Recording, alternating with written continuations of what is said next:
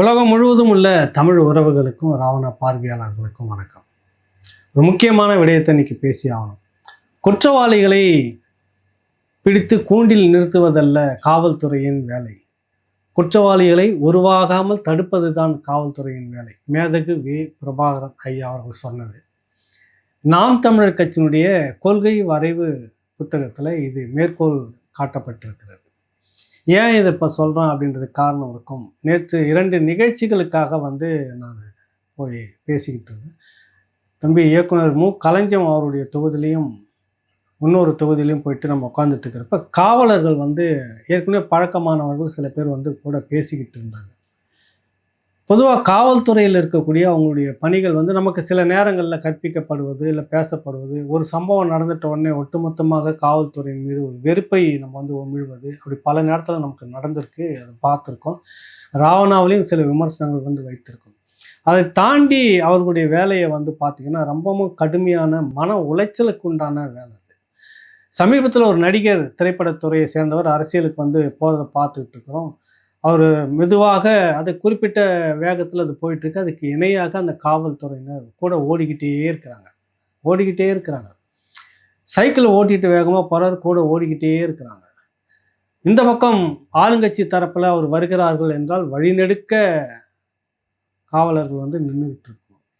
இந்த கூட்ட நெரிசலில் இருந்துகிட்டு இருக்கணும். நிகழ்ச்சி முடிகிற வரைக்கும் எங்கும் உட்கார முடியாது, நின்றபடியே இருக்கணும்.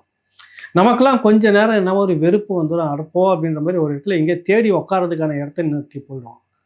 கூட்டம்னா அது நேராக போய் சேரில் உட்காந்துருவோம். ஆனால் அவங்களுக்கு வேறு வழியில் நின்றுக்கிட்டே தான் இருக்கணும். இதில் வரவங்க எல்லாம் மேலே ஏறுறது, நான் யார் தெரியுமா அப்படி இப்படின்னு சொல்லிட்டு இந்த மன உளைச்சலுக்கு உண்டாக்கக்கூடிய நிறைய இது சந்திக்கிறது காவல்துறையினுடைய அந்த வேலை. இந்த தேர்தல் அறிக்கையில் பார்த்தீங்கன்னா, திராவிட முன்னேற்ற கழகத்தினுடைய தேர்தல் வரைவு அறிக்கையில் நிறைய இலவசங்கள் நாங்கள் இருக்கிறோம், எங்களுடைய தேர்தல் கதாநாயகன் இது தான் அப்படின்னு சொல்கிறாரு. காவல்துறையினுடைய வெல்ஃபேர் பற்றி, அவர்களுடைய வளர்ச்சியை பற்றி, அவர்களுடைய நலனை பற்றியான அழுத்தமாக இல்லை குறிப்பாக அல்லது மேலோட்டமாக ஏதோ ஒன்று இருக்கிறதானா இல்லை. அண்ணா திராவிட முன்னேற்ற கழகத்தினுடைய அந்த தேர்தல் அறிக்கையில் காவல்துறையை பற்றி அவர்களுக்கான வெல்ஃபேர் அறிக்கைன்னு சொல்லுவாங்க.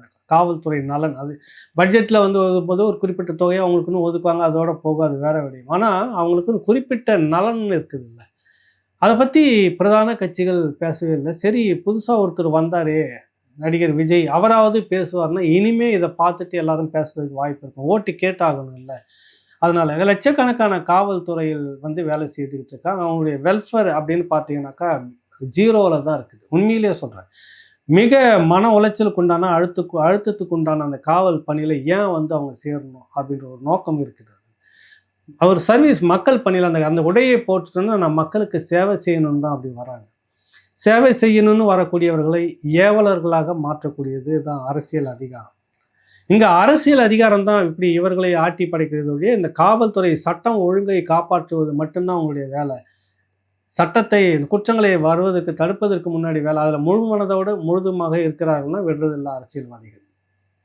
இப்படிப்பட்ட அந்த காவல்துறையில் அவங்களுக்கான வெல்ஃபேர் விடயம் அப்படின்னு இருக்குது பார்த்தீங்கன்னா 0ல் தான் நிற்குது. அவங்களுடைய சம்பளம் அப்படின்னு பார்த்தீங்கன்னாக்கா ஒரு 15 ஆண்டு காலம் முடித்த ஒரு காவலருக்கு இந்த என்ன சம்பளம் அப்படின்னு பார்த்தீங்கன்னா ஒரு 32,000 ரூபா தான் அவங்க கையில் வாங்குறாங்க. அடிப்படை ஊதியம் அப்படின்னு பார்த்தீங்கன்னா 1,800 ரூபாயிலேருந்து அவங்களுக்கு ஆரம்பிக்குது. 10வது முடித்து விட்டு காவலர் பணிக்குள் வந்த இவர்களுக்கு 10 ஆண்டு 15 ஆண்டுகளில் இவ்வளோ தான் அவங்க வாங்க முடியுது. அவ்வளோதான் அவங்களுக்கு சம்பளம். ஆனால் குரூப் 4 எழுதிட்டு வராங்க. அதே 10ஆம் வகுப்பு தான் தகுதி, அடிப்படை தகுதி 10ஆம் வகுப்பு. குரூப் 4 எழுதிட்டு அஃபிஷியலாக கிளர்க்கியலாக அங்கங்கே போய் சேரக்கூடியவர்களுக்கு இவர்களில் விட கூடுதலாக ஒரு பங்கு அவங்களுக்கு ஊதிய உயர்வு இருக்குது. இது எப்படி பொருத்தமாக இருக்கும்? இதுதான் கேள்வி. போலீஸில் 10 வருஷமாக வேலை செய்துட்டு இருக்கிற ஒருத்தருக்கு இப்போ தான் 32,000 ரூபா வருது. இந்த பக்கம் குரூப் 4 அதே 10ஆம் வகுப்பு தகுதி தான் அரசில் குரூப் 4 எழுதிட்டு உள்ளே வரவங்களுக்கு இவங்களும் நேர்மையாக தேர்வு, உடல் தகுதி தேர்வு, அப்புறம் அதுக்கான காவல்துறையினுடைய தேர்வு எல்லாத்தையும் சந்தித்து தான் அவங்களும் வராங்க. இவங்களும் தேர்வு, அரசு துறை தேர்வு எழுதி வரப்போ இந்த குரூப் 4ல் வர 10ஆம் வகுப்பு தகுதியுடையவர்களுக்கு சம்பளம் எவ்வளோன்னா 2 வருஷத்தில் 3 வருஷத்தில் பார்த்தா அந்த 30 ரூபா தாண்டி போயிட்டே இருப்பாங்க. அப்போ இது என்ன வித்தியாசம்ன்ற இது இருக்குது கேள்வி. இந்த காவலர்களுக்கு இருக்குது. போலீஸ் வெல்ஃபேர் அப்படின்றதில் இந்த அதிகாரத்தில் இருக்கக்கூடியவங்க கவனம் எடுத்துக்கவே இல்லை கடைசி வரைக்கும். நாயா பேயா மாடா உழைக்கிறாங்க அவங்க. ஆனால் அவங்களுக்கான நலன் அப்படின்னு ஒன்றும் இல்லை. அடுத்தது அவங்களுக்கான குடியிருப்புகள் அப்படின்னு பார்த்தீங்கன்னாக்கா, எல்லாருக்கும் குடியிருப்புகள் கிடைச்சிருதான்னா இல்லை. குடியிருப்பு வந்து ஒரு சிலருக்கு தான் கிடைக்குது, மீதி பேருக்கு இல்லை. வெளியில தான் இருந்துகிட்டு இருக்கணும். அந்த குடியிருப்பும் சரியானதாக இருக்கிறதா, வசதியானதாக இருக்கிறதா அப்படிலாம் இல்லை. ஒரு மத்திய பாதுகாப்பு படையில் இருக்கக்கூடியவர்களுக்கு வந்து நீங்கள் போய் பார்த்தீங்கன்னா ரொம்ப விசாலமான இந்த ஐசிஎஃப் எல்லாம் போய் பார்த்தீங்கன்னா ரயில்வே குவார்ட்டர்ஸ் ஒன்று ஒன்று தனித்தனியாக இருக்கும். தனியாக தான் இருக்கும். ஒரு 3/4 கிரவுண்டில், ஒரு கிரவுண்டில், 1.5 கிரவுண்டில் தனித்தனி வீடுகளாக தான் இருக்கும். இப்போ அங்கே மத்திய பாதுகாப்பு படை அவங்களுக்கு அவ்வளவு வசதிகளை செய்து தருகிறது. சம்பள உயர்வு பார்த்தீங்கன்னா ரூ. 1 மேலே, ரூ. 1.5 மேலே அவங்களுக்கு சம்பள ஊதிய உயர்வு இருக்குது. இப்படி எல்லாம் வரும்போது இந்த தமிழ்நாட்டு காவல்துறையை சேர்ந்தவர்களுக்கு மட்டும் சம்பளம் ஏன் இவ்வளவு மோசமாக, இவ்வளவு நாய்ப்படாத பாடு பட்டுக்கிட்டுன்னா, காரணம் இந்த அதிகாரத்தின் மீது யாருக்கும் ஒரு அக்கறை இல்லை. இவர்கள் வந்து விட்டாலும் சொல்கிறத செய்துட்டு போயிட்டே இருக்கணும். சட்டம் ஒழுங்கு இப்போ எப்படி இருக்குது இவங்களுக்கு? இதை தான் நாம் தமிழர் கட்சி வரைவில் சீமான் என்ன சொல்கிறாரு, எடுத்த உடனே சொல்கிறார், அவர்களுக்கு மரியாதைக்குரிய மதிப்புக்குரிய ஒரு ஊதியம். எப்படின்னா மத்திய அரசு பாதுகாப்பு படையில் இருப்பவர்களுக்கு என்ன ஊதியமோ அதே ஊதியம் இங்கே இருக்கக்கூடிய காவலர்களுக்கும் படிநிலைக்கு ஏற்ற மாதிரி வரும். அந்த அடிப்படையில் இப்போ சொன்னல 15 வருஷம் 10 வருஷம் கடந்த ஒரு ஏட்டையா இருப்பார், அவர் வாங்குறது ரூ. 32 அப்படின்னாக்கா, மத்திய அரசு பாதுகாப்பு படையில் இவர்களைப் போல அந்த குரூப் 4 நிலையில் இருக்கக்கூடிய அந்த பாதுகாப்பு படை வீரருக்கு எவ்வளவு சம்பளம் வருதோ அதே சம்பளம் தான் இங்கே தமிழ்நாடு காவல்துறையில் இருக்கிறவர்களுக்கு வழங்கப்படும் என்றார். ஆந்திராவை எடுத்துக்கிட்டிங்கன்னா இப்போ இவங்க வாங்குறது ரூ. 35 சம்பளம், ரூ. 32 சம்பளம்னா ஆந்திராவில் அப்படியே 1.5 மடங்கு அதிகம். ரூ. 70 கிட்டத்தட்ட அவங்களுக்கு சம்பளம். 1 மடங்கு கூடுதலாக, தாராளமாக 1 மடங்கு அதிகம். சதவீத அடிப்படையில் 1.5 மடங்கு ஆந்திராவில் பக்கத்தில் எல்லையை தாண்டி இங்கேருந்து மூச்சை பிடிச்சி சென்னையிலேருந்து ஒரு 15 கிலோமீட்டர் இந்த பக்கம் ஓடிட்டோம்னா ஆந்திராவுக்குள்ளே நுழைஞ்சிடலான்னுவாங்க. ரெட் ஹில்ஸை தாண்டி போயிட்டீங்கன்னா அந்தாண்ட ஊத்துக்கோட்டை தாண்டி போனீங்கன்னா அந்த பக்கம் ஆந்திரா பார்டர். அதுக்குள்ளே நுழைஞ்சிட்டு இருக்கிற காவலர்களுக்கு கண்ணியமாக சங்கம் இருக்கிறது. சீமான் சொல்வது அதைத்தான் சொல்கிறார். காவலர்களுக்கு அவருடைய உரிமையை பேசி பெறுவதற்காக முதல்ல உரிமை பேசாத அளவுக்கு நாம் தமிழர் கட்சி செய்தி முடிக்கும். இருந்தாலும் அவர்களுக்கான சங்கம் வைப்பதற்கான உரிமையை நாம் தமிழர் கட்சி கொடுக்கும். எல்லா துறைகளிலுமே சங்கம் இருக்குது. காவல்துறையின் அவ்வளோ மோசமா? எனக்கு தெரிந்து குமுதத்தில் இருக்கும்போது 14, 13, 11, 11, 12 அந்த காலகட்டத்தில் பார்த்தீங்கன்னா காவல்துறையில் ஒருத்தர் வேளச்சேரி பக்கத்தில் பேரை மறந்துட்டேன், காவலர்கள் சங்கம் ஆரம்பிப்பதற்காக பேசி பேட்டியெல்லாம் பரபரப்பாக போயிட்டு இருந்தது. அவரை உண்டு இல்லைன்னு ஆக்கி ஒழிச்சப்பட்டு அவர் கூட இருந்த அத்தனை பேரும் என்ன ஆனாங்கன்னே தெரியல. ஆனால் ஆந்திராவில் வந்து காவலர்கள் சங்கம் வைத்துக் கொள்வதற்காக அவங்களுக்கான உரிமையெல்லாம் இருக்குது. அந்த உரிமையை நாம் தமிழர் கட்சி வழங்கும். ஊதியத்தை வந்து மத்திய பாதுகாப்பு துறை, இதில் நமக்கு ஆந்திராவில் சம்பளமும் அதிகம், கர்நாடகாவும் அதே மாதிரி பக்கத்தில் இருக்கிற மாநிலங்கள்லாம் காவலர்களுக்கு அதிக சம்பளத்தை கொடுக்குது. ஆனால் இங்கே வந்து பார்த்தீங்கன்னா அங்கே ரூ. 60, ரூ. 70 சம்பளம்னா இங்கே வந்து ரூ. 30, 35 சம்பளம்.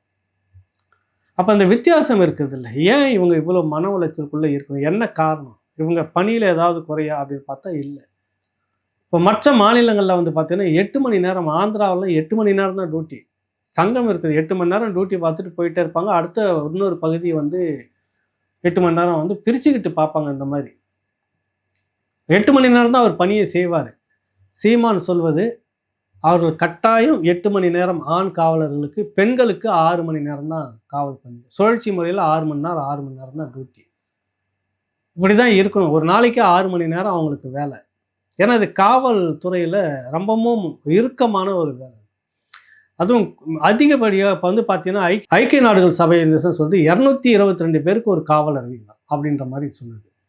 தமிழ்நாட்டில் இன்றைக்கி எப்படி இருக்கிறாங்கன்னா குறைஞ்சது 650 பேருக்கு தான் ஒரு காவலர்கள்னு இருக்கிறாங்க. மக்கள் தொகை அடிப்படையில் வெறும் 650, 700 கூட வந்துடும். இன்றைக்கி இருக்கிற இதில் கணக்கு எடுத்தோம்னா 650 குடிமக்களுக்கு ஒரு காவலர்கள்னு இருக்கிறாங்க.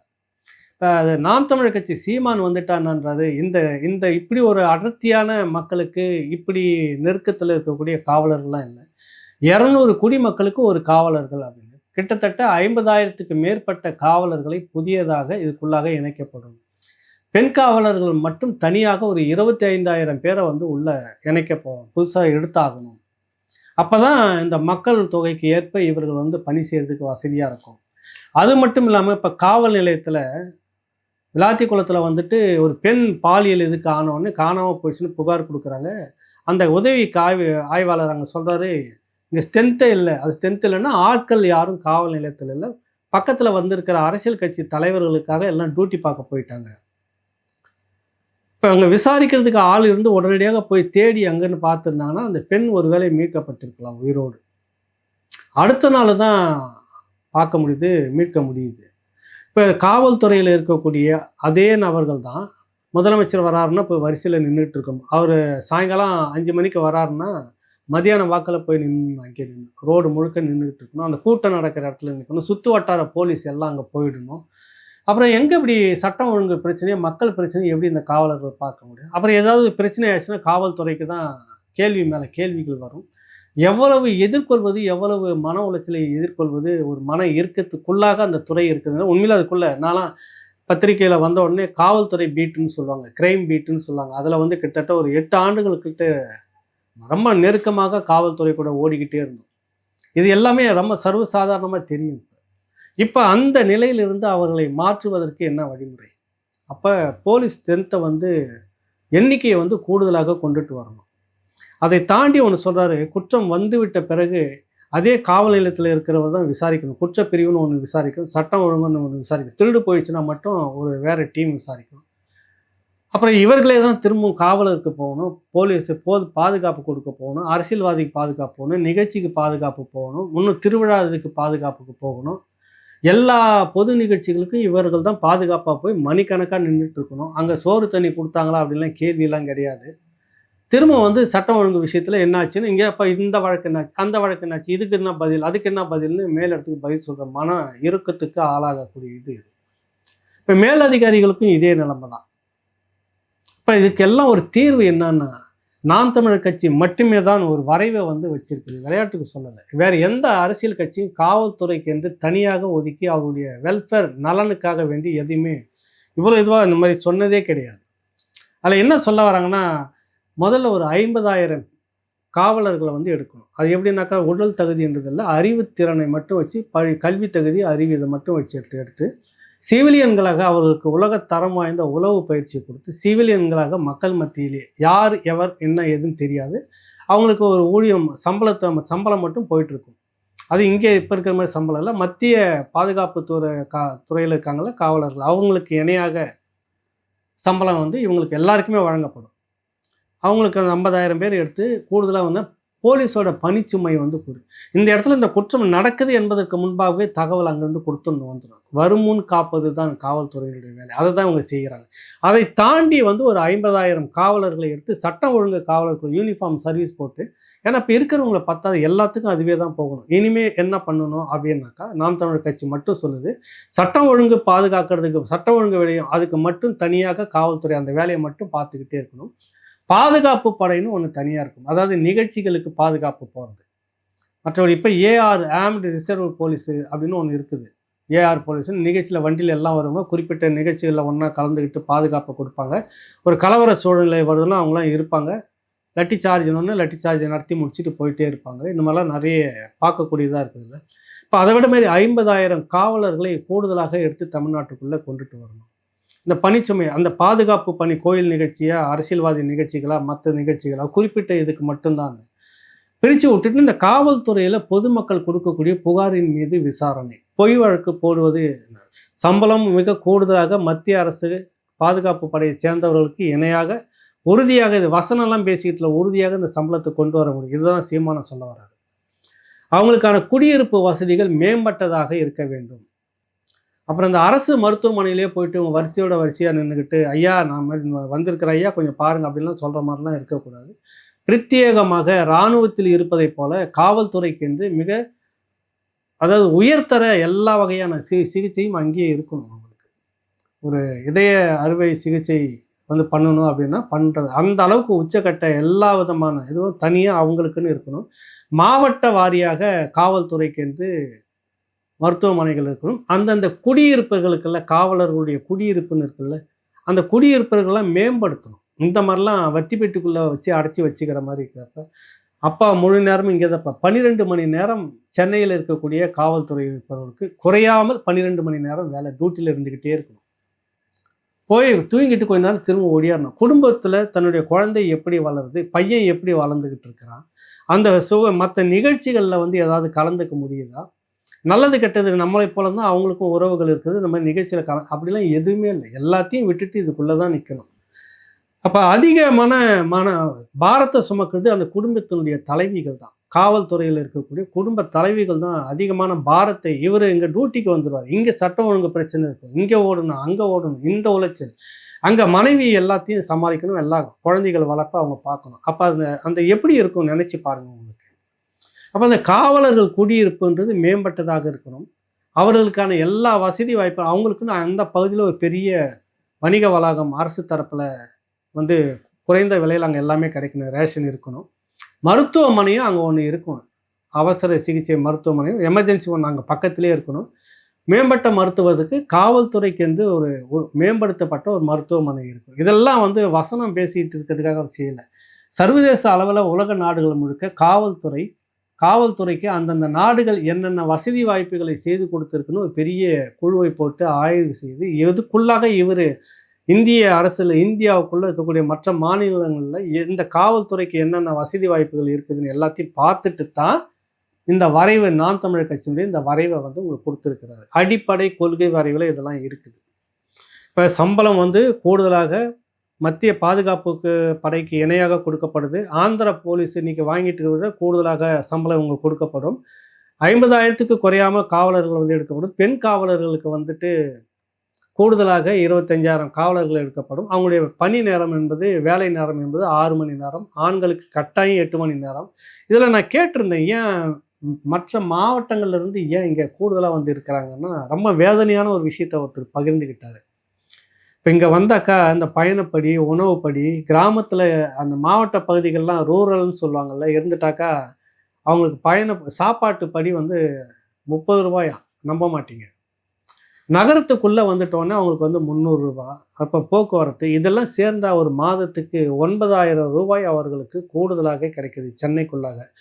அதனால் 12 மணி நேரம் வேலை போனாலும் பரவாயில்ல, காத்துக்கிட்டு இருந்தாலும் பரவாயில்ல, டியூட்டி 12 மணி நேரம் போனாலும் பரவாயில்லன்னு நிறைய பேர் நகரத்துக்கு வந்து வேலை செய்கிறாங்க. இந்த வித்தியாசத்துக்காக ஒரு பெரிய சுதந்திரத்தையே வந்து அவங்க இழக்கிறாங்க. இப்போ ரூரல் பகுதியிலலாம் வந்துட்டு இங்கே இங்கே வந்து 12 மணி நேரம் வேலை. ரூரல்லாம் கிராமம் மற்ற பகுதிகளெலாம் பார்த்தீங்கன்னா டைமே கிடையாது, ஓடிக்கிட்டே இருக்கணும், வேலை செய்துக்கிட்டே இருக்கணும், எப்போயாவது ஓடி தூங்கிட்டு வந்தால் உண்டு. இப்போ இந்த காவல்துறை மேம்படுத்த வேண்டுமா வேண்டாமா? இந்த சமூகம் நல்ல சமூகமாக வரணும்னா முக்கியமான ஒரு பங்கு ஆசிரியர்களை விட கூடுதலாக இந்த காவல்துறைக்கு இருக்குது. அப்போ இந்த காவல்துறையுடைய வெல்ஃபேரில் இந்த அரசு திமுகவோ அதிமுகவோ தாவேக்காவோ ஏதாவது இப்படி சிறப்பு உட்கூறு திட்டங்களை வச்சு இவர்களுக்காக நாங்கள் இதை செய்வோம் அப்படின்னு ஏதாவது சொல்லியிருக்காங்கன்னா எதுவுமே கிடையாது. நாம் தமிழர் கட்சி சீமான் வந்து அதை சொல்லியிருக்கிறார், வெளிப்படையாக அறிக்கையில் கொடுத்தது மட்டும் இல்லாமல் நாங்கள் வந்தால் இதையெல்லாம் செய்வோம்.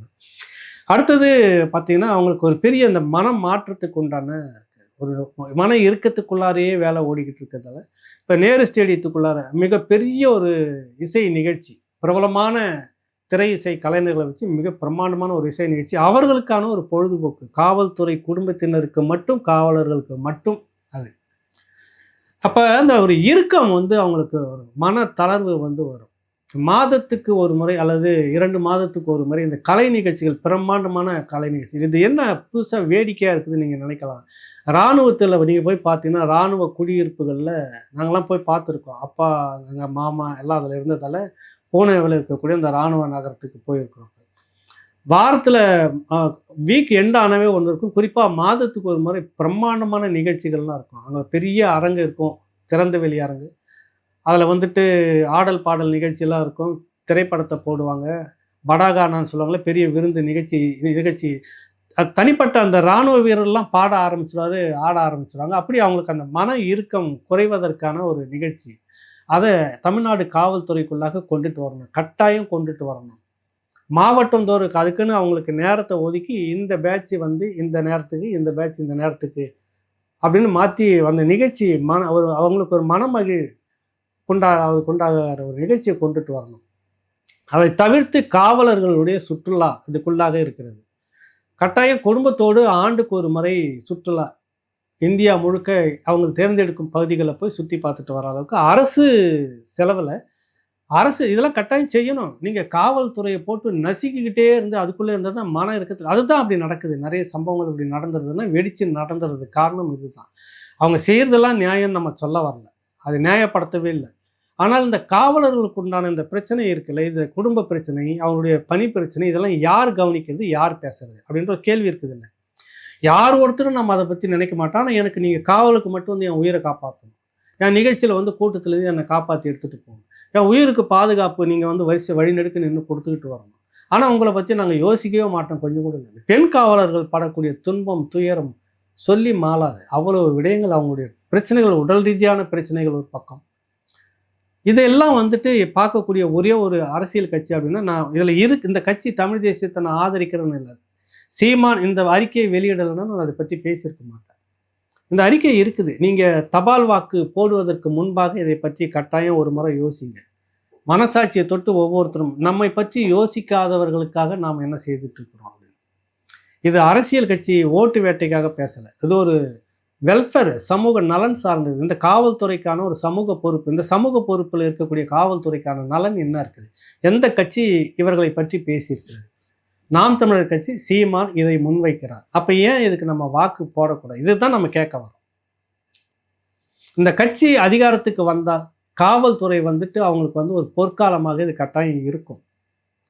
ஒரு பெரிய மன இறுக்கம்லாம் இருக்காது. 8 மணி நேரம் வேலை, உங்கள் சங்கம் வச்சுக்கலாம், மத்திய அரசுக்கு இணையான ஒரு சம்பளம் உங்களுக்கு வந்துக்கிட்டு இருக்கும், உங்களுடைய குடியிருப்புகள்லாம் மேம்படுத்தப்பட்டதாக இருக்கும், மருத்துவ செலவுகள் வந்து அரசே பொறுப்பேற்றுக்கும், எல்லாவற்றுக்குமான இது அரசு. இது தனியாக காவல்துறைக்கென்று ஒரு பிரத்யேகமாக நவீனமயமாக உயர்தரமான ஒரு மருத்துவம், எல்லா சிகிச்சையும் அங்கே வந்து கட்டணம் இல்லாமல் செய்யணும். அதுதான் விஷயம். குடியிருப்புகளும் மேம்பட்டதாக இருக்கணும். சும்மா பேருக்கு வந்து அடுக்கி கொடுத்துட்டு போகிறதெல்லாம் இருக்கக்கூடாது. அதுவும் இல்லாமல் அவங்களுக்கான ஆண்டுக்கு ஒரு முறை சுற்றுலாவை வந்து மேம்படுத்தணும். குடும்பத்தோடு அந்தந்த மாவட்டத்தில் இருக்கக்கூடியவர்களுக்கும் ஆர்கனைஸ் பண்ணி ஒரு பகுதியிலும் தேர்ந்தெடுக்கக்கூடிய பகுதிகள் இந்த மாதிரி சுற்றுலா போயிட்டு வர அளவுக்கு. இப்போ இவ்வளவு சமூக பொறுப்பு இருக்கக்கூடிய காவல்துறைக்கு நம்ம இவ்வளவும் செய்யணும். இது தார்மீக பொறுப்பு, இது ஒரு சமுதாயத்தினுடைய கடமை, ஒரு அரசனுடைய கட்டாய கடமை. இதுதான் சீமான் சொல்லிட்டு இருக்கிறார். அவர்களை கொண்டு வந்து நிறுத்த வேண்டியது, பொழுது போகிற வரைக்கும் நின்றுட்டாங்க இருக்க வேண்டியது, சட்டம் ஒழுங்கு பிரச்சனை இருந்தாக்கா அடித்து கடைக்க வேண்டியது, துப்பாக்கி சூடு நடத்த சொல்ல வேண்டியது, அப்புறம் விசாரணையை எடுத்துக்கிட்டு அவங்க அதுக்கான பதில் சொல்ல வேண்டியது, இப்படியே தான் போயிட்டுருக்குது. சாத்தான்குளம் சம்பவத்தை போன்ற சில விதி விலக்குகள் அதெல்லாம் யாருமே நியாயப்படுத்தவே முடியாது. காவல்துறையில் இருக்கிறவங்களே நியாயப்படுத்தலாங்க. சமீபத்தில் ஒருத்தர் ஒரு அரைமண்டை வந்து எடுத்து ஒரு பனையேறி தொழிலாளியை வந்துட்டு துப்பாக்கியால் 4 ரவுண்டு சுட்டதில்லை. அது இதை விட பெரிய மென்டல் தனம். இதெல்லாம் யாருமே ஆதரிக்கலை. நிறைய அதிகாரிகள்கிட்ட நான் பேசினேன், இதெல்லாம் பைத்தியகாரத்தனம், இந்த மாதிரிலாம் இருக்கிறவங்க பணியிலே இருக்கக்கூடாது. முதல்ல தற்காப்புக்காகன்றது எந்த உச்சகட்டத்தில் இருக்கு? முதல்ல நீ பலப்பிரயோகம் பண்ணணும், அதுக்கே உனக்கு ட்ரைனிங் தராங்க. ஆயுதம் இல்லாமல் உன்னை நீ தற்காத்துக்கணும், அதிலே தாக்கி அவனை வீழ்த்தணும். நீ அந்த பயிற்சி உனக்கு கொடுக்கப்பட்டிருக்குது, நீ எதற்கு ஆயுதத்தை எடுக்கிற? புரியுதில்லை உங்களுக்கு? அப்போ நீ தகுதி அன்ஃபிட். நீ எடுத்தோடனே துப்பாக்கி கையில் ஆகல, நீ அன்ஃபிட், இந்த டிபார்ட்மெண்ட்டுக்கு அன்ஃபிட். அதை தான் நிறைய பேர் சொன்னாங்க. அந்த மாதிரி விதிவிலக்காக சிலதை தவிர்த்து மீதி எல்லாம் பார்த்தா இவங்க பிரச்சனைக்குள்ளாகவே தான் வாழ்ந்து கொண்டிருக்கிறாங்க இந்த காவல்துறையை சேர்ந்தவர்கள். அதனால் இவர்கள் தபால் வாக்கு போடுவதற்கு முன்பாக, இந்த நேரத்தில் அதுக்காக தான் இதை பேசுகிறேன், தபால் வாக்கு போடுவதற்கு முன்பாக அவர்கள் ஒவ்வொருவரும் வந்து யோசிக்கணும். ஒரு கௌரவமான மேம்படுத்தப்பட்ட வாழ்க்கை நமக்கு எந்த அரசு இது வரைக்கும் கொடுத்துருக்குது? 67 அதுக்கு பிற்பாடு சுதந்திரம் வாங்கினதுலேருந்தே தொடக்க காலம் ஒரு நவீனமயமாக இல்லாமல் இருக்கலாம். சுதந்திரம் வாங்கின உடனே ஒரு புதுசாக வந்த ஒரு காங்கிரஸ் அரசு பலதையும் உள்வாங்கி செய்யறதுக்கு கால அவகாசம் இல்லை. சரி, 67க்கு பிறகு வந்த திராவிட கட்சி ஏதாவது ஒன்று செய்திருக்கிறதுனால காவல்துறைக்கு வந்து அரை ட்ரௌசராக இருந்தது, நாங்கள் ஃபுல் ட்ரௌசராக மாற்றணும், ஃபுல் பேண்ட்டாக மாற்றணும், தொப்பியை வந்து மாற்றணும். இதெல்லாம் உலகம் முழுக்க மாறிக்கிட்டு இருக்குதுல. இது மாறக்கூடிய ஒரு ஒழுங்கு இது வேறு. அந்த காவல் வெல்ஃபேர்னு ஒன்று இருக்குது இல்லை, அவங்களுக்கு இன்றைக்கி வாங்குகிற அந்த ஊதியம் வந்து ஏன் கௌரவ குறைச்சலாக இருக்குது? இந்த ஊதியத்தை அவங்க யாருமே வெளியில் வெக்கத்தை விட்டு சொல்ல முடியாது. ஒரே குடும்பத்தில் அண்ணன் தம்பி இருப்பார், அண்ணன் போலீஸுக்கு வந்துட்டு இருப்பார், தம்பி குரூப் 4 எழுதி அந்த இதுக்கு போவார், தம்பி அதிகமாக சம்பளம் வாங்கிட்டு இருப்பார், அண்ணன் 10 வருஷம் கழிச்சாலும் அதே சம்பளம் தான் இருந்துகிட்டு இருக்கும். இவர் சேர்ந்த உடனே அதிகமாக போயிடும். இது ஏன் அந்த வித்தியாசம் இருக்குது? அப்போ இது எல்லாத்தையும் சரி பண்ணக்கூடிய ஒரு ஆட்சி வரணும்னா அது நாம் தமிழர் கட்சி. அதுக்கு நீங்கள் சீமானுக்கு வாக்களிக்கணும். காவல்துறையை சேர்ந்தவர்கள் எல்லோரும், அரசு ஊழியர்களுக்கு தனியாக அதை நம்ம பேசுகிறோம். காவல்துறையில் இவ்வளவு விடயங்கள் செய்கிறதுக்கு இருக்குது. முதல்ல கிட்டத்தட்ட கூடுதலாக 1 லட்சம் பேருக்கு மேலே காவலர்களை புதுசாக எடுக்கணும். எல்லோருக்கும் அந்தந்த தகுதிக்கேற்ற மத்திய அரசில் என்ன சம்பளம் கொடுக்குறாங்களோ அந்த சம்பளத்தை, பக்கத்து மாநிலங்கள் என்னென்ன வாய்ப்புகளை தருகிறதோ அந்த வாய்ப்புகள், அவர்களுக்கு இராணுவத்தில் இருக்கக்கூடிய குடியிருப்புகள், மருத்துவமனைகள், இப்படி எல்லாமும் செய்து முடிக்கிறது இந்த அரசினுடைய கட்டாய கடமை. நீ அதுக்கு பெரிய அளவில் நிதியை ஒதுக்கணும். அப்பதான் இவ்வளவு சீர்கேடுகள் இருக்காது. நீங்க இந்த காவல்துறை இருக்கிறவங்களே போயிட்டு போதை மருந்து ஒழிக்கணும், அவனை கண்டுபிடிக்கணும். அப்புறம் நீங்க போயிட்டு ஐயா வராரு, ஐயா வாசல்ல காவல் காத்துட்டு இருக்கணும், ஐயா போற வரைக்கும் கூடவே ஓடிக்கிட்டு இருக்கணும். அப்புறம் திரும்ப இந்த போதை மருந்து சம்பவம் நடந்து போயிடும், அங்கேயும் அந்த விசாரணை நடத்தணும். எப்படி இதெல்லாம்? அப்போ ஒவ்வொன்றுக்கும் ஒரு பிரிவை ஏற்படுத்தி விட்டுட்டு காவல்துறை அதனுடைய வேலையை செய்யணும். மக்களுக்கு எளிதாக விசாரித்து தவறே நடக்காமல் பொய் வழக்கு போடாமல் விசாரணை நடத்தி இவ்வளவு வசதி வாய்ப்புகளை செய்து கொடுத்துட்டு பொதுமக்களுக்கு இடையூறு இல்லாமல் குற்றம் வருவதற்கு முன்பாக தடுப்பதற்கு ஒரு தனிப்பிரிவு, இவ்வளவும் செய்யறதுக்கு காத்துட்டு இருக்கிறது தான் சீமானுடைய இந்த அறிக்கை, நாம் தமிழர் கட்சியினுடைய ஆட்சி. காவல்துறையை சேர்ந்த சகோதர சகோதரிகளும் நண்பர்களும் இல்லை, பெண்களுக்கென்று பிரத்யேகமான வரைவு திட்டங்கள்லாம் இருக்குது. அவருடைய துயரம் நிறைந்த அவங்களுடைய இதெல்லாம் அவங்களுக்கும் பார்த்த அந்த தங்கக்கூடிய இடங்கள், குடியிருப்புலாம் பார்த்தீங்கன்னா வத்திப்பெட்டி மாதிரி தான் இருக்கும். ஹாஸ்டல்னு சொல்லக்கூடியது அவங்க கூடிய இடம்லாம் ரொம்ப மோசமாக இருக்கும். மேம்படுத்தப்பட்டதாக இருக்க வேண்டும், தரம் வாய்ந்ததாக இருக்க வேண்டும். பெண்களுக்கு முக்கியத்துவம், நிறைய விஷயத்தில் அவங்களுக்கு முக்கியத்துவம் தரணும். அவங்களுக்கு பிரசவத்துக்காக 2 மாதம் முன்பு 2 மாதம் பின்பு கிட்டத்தட்ட 5-6 மாதம் விடுப்பு, ஊதியத்தோட கூடிய விடுப்பு இந்த இதில் தான் இருக்குது. அதனால் காவல்துறையை சேர்ந்தவர்கள் வாக்கு செலுத்துவதற்கு முன்பு, தபால் வாக்கு செலுத்துவதற்கு முன்பு இப்படி ஒரு கட்சி நமக்காக இப்படி ஒரு பிரத்யேகமான வரைவு திட்டத்தை வச்சிருக்குது. வேறு எந்த கட்சியும் வைக்கலை, பேசலை அப்படின்றத மனதில் வச்சுக்கிட்டு வாக்கை செலுத்த வேண்டும் என்பது தான் இந்த பதிவோட நோக்கம். மீண்டும் ஒரு நிகழ்ச்சியில் உங்களை சந்திக்கின்றேன். நன்றி, வணக்கம்.